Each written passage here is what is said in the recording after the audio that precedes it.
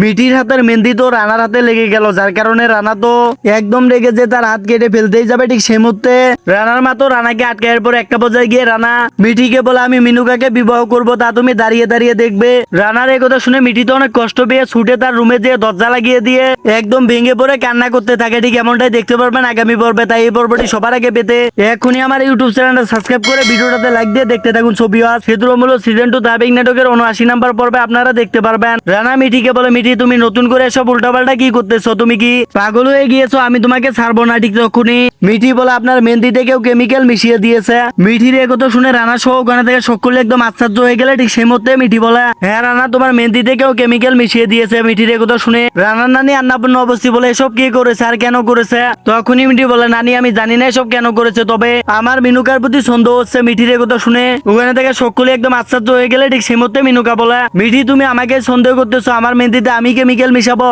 যে মেহেন্দি আমার হাতে লাগানো হবে। তখনই মিঠি বলে হ্যাঁ এর জন্য তো তুমি মেহেন্দির দায়িত্ব আমাকে দিয়েছিলে, যাতে করে তুমি আমাকে ফাঁসাতে পারো আর সবার চোখে আমাকে খারাপ বানাতে পারো। এদিকে মিনুকা মনে মনে বলে মিঠি আমার যা প্ল্যান ছিল তা তো কাজ করতেছে। সেই সাথে মিনুকা মিঠিকে বলে মিঠি তুমি এসব কি বলতেছো, তুমি চাচ্ছ না যে রানা এবং আমার বিয়েটা হোক, এর জন্য তো তুমি আমার বিষয়ে সব বাজে বাজে উল্টাপাল্টা কথা বলতেছো। তখনই মিঠি বলে আমি তো শুধু চেষ্টা করতেছি। ঠিক সে মুহূর্তে রানা মিঠিকে চেপে ধরে বলে তোমার চেষ্টাকে তুমি তোমার নিজের কাছে রাখো। সেই সাথে রানা মিঠিকে বলে চলো দেখি এই মেহেন্দিতে কিছু মিশানো আছে কিনা। এই কথা বলেই তো রানা মেহেন্দি হাতে নিয়ে মিঠির হাতে লাগিয়ে দেয়। তা দেখে ওখানে থেকে সকলে একদম আশ্চর্য হয়ে গেলে। ঠিক সে মুহূর্তে রানা মিঠিকে বলে কি হলো মিঠি, তোমার হাতে তো মেহেন্দি লাগিয়ে দিয়েছি, কিছু কি হয়েছে? মনে হচ্ছে যে এই মেহেন্দিতে কেমিক্যাল মিশিয়েছিল সে অনেক সস্তা কেমিক্যাল মিশিয়েছিল, এর জন্য তো কিছুই হচ্ছে না। ঠিক সে মুহূর্তে রানার নানি আন্নাপূর্ণ অবস্থি বলে যা হওয়ার তা তো হয়েছে। রানা এবং মিঠির মেহেন্দি। রানার নানির একথা শুনে রানার মা সুমনা তো অনেক খুশি হয়ে গেলে। এদিকে রানা তো একদম রেগে যে তার হাতে লাগানো মেহেন্দি গুলো তুলতে শুরু করলে। ঠিক সে মুহূর্তে মিঠি বলে এত সহজে উঠবে না রানা। তখনই রানা মিঠিকে বলে তুমি ভুল করেও ভাববে না যে তোমার নামের মেহেন্দি আমার হাতে লাগা থাকবে।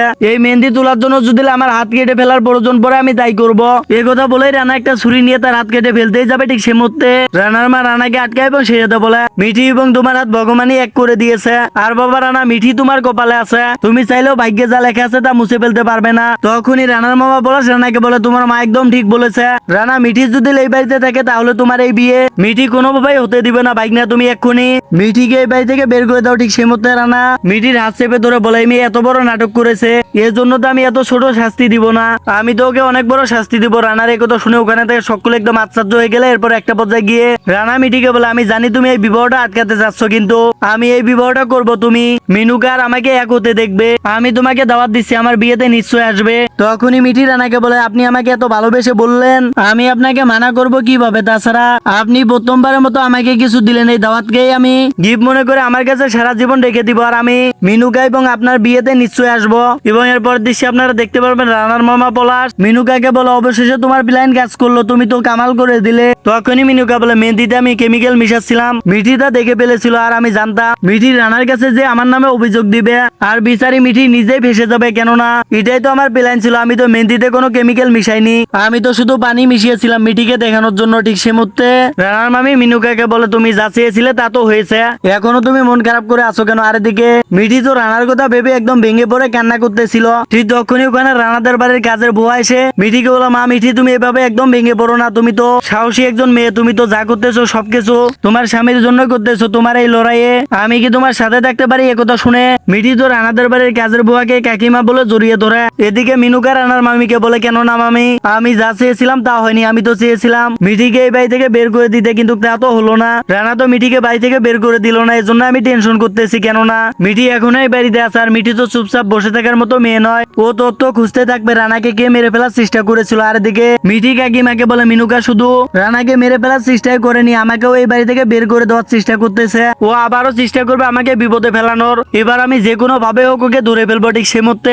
কাকিমা মিঠিকে বলে মা মিঠি তুমি একদম টেনশন করো না, আমি তোমার সাথে আছি। এবং এরপর দৃশ্যে আপনারা দেখতে পারবেন মিঠি তো একজন লোককে ফোন দিয়ে বলে স্যার আমার একটা নাম্বার ইনফরমেশন লাগবে। তখনই ওই লোকটা বলে সরি ম্যাডাম আমি আপনাকে ইনফরমেশন দিতে পারবো না, আমরা শুধু ইনফরমেশন উকিল এবং পুলিশকে দিয়ে দাঁড়িয়ে থাকি ঠিক তখনই মিঠি বলে স্যার আমি একজন উকিল। তখনই মিঠি বলে আচ্ছা ঠিক আছে আপনি চলে আসুন। ঠিক সেই মুহূর্তে মিঠি বলে আচ্ছা ঠিক আছে আমি আধা ঘন্টার মধ্যে আসতেছি। এই কথা বলে মিঠি ওখান থেকে চলে যাচ্ছিল। ঠিক সেই মুহূর্তে রানা ওখানে এসে মিঠিকে চেপে ধরে এবং সেটা বলে কি হয়েছে তুমি কোথায় যাচ্ছ? তখনই মিঠি বলে আমি আমার কাজে যাচ্ছি। ঠিক সেই মুহূর্তে রানা বলে চাকর শুধু মালিকের কাজ করে নিজের কাজ নয়। রানার এই কথা শুনে মিঠি বলে আচ্ছা ঠিক আছে আপনি বলুন আপনার কি কাজ আছে মালিক। ঠিক তখনই রানা মিঠিকে একটা শেরওয়ানি দিয়ে বলে যাও আয়রন করে নিয়ে আসো। তখনই মিঠি ওখান থেকে চলে যেতে ধরে ওষুধকে মেঝেতে পড়েই যাচ্ছিল। ঠিক সেই মুহূর্তে রানা মিঠির হাত ধরে মিঠিকে বাঁচিয়ে নেয়। মিঠি তখন অনেক খুশি হয়ে রানাকে ধন্যবাদ জানায় এবং সেটাতে বলে আমাকে বাঁচানোর জন্য অসংখ্য ধন্যবাদ। তখনই রানা মিঠির হাত ছেড়ে দিলে মিঠি তো মেঝেতে পড়ে যায়। দিকে রানা বলে তোমাকে দেওয়ার মতো আমার কিছুই নেই। ঠিক সেই মুহূর্তে মিঠিও বলে আচ্ছা ঠিক আছে আমিও আপনাকে ধন্যবাদ দিচ্ছি না, আমি আমার ধন্যবাদ ফিরিয়ে নিচ্ছি।